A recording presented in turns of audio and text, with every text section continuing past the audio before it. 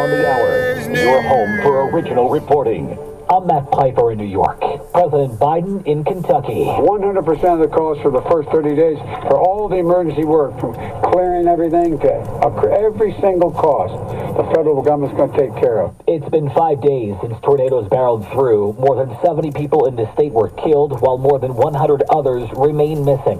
He says he spoke to some who lost all. What they're looking for is just to be able to put their head down on the pillow, be able to close their eyes, take a deep breath, go to sleep, and make sure their kids are okay. A different kind of weather west of there, heavy winds. KCNC-TV's Rick Salinger from Denver. The wind is howling and its effects are being felt in a variety of ways. I am standing in front of a house where a very large tree branch has fallen on the roof, taking off a corner of the house.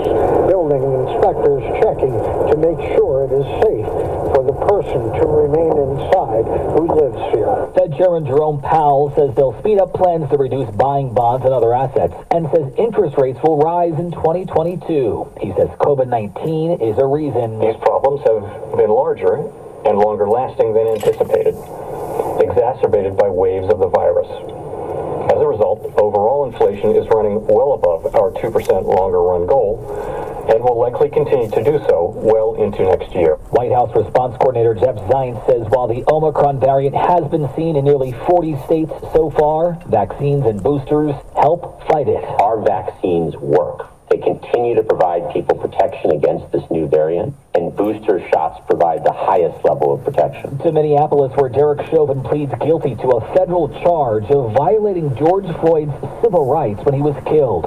Floyd family attorney Jeff Storms. He pleaded guilty today after putting this family through a gut-wrenching trial where the jury very quickly realized that he was guilty of all charges. A settlement for families of those killed at a Parkland High School shooting nearly 4 years ago. The settlement includes $25 million to be divided among survivors of the 17 people killed, as well as 16 staff members and students who were hurt.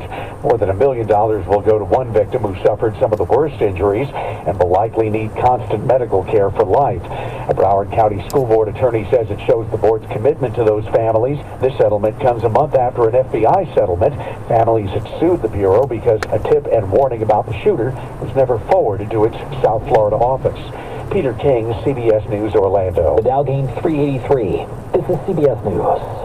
Well, that's today's news. Today's news. I didn't hear any good news, did you?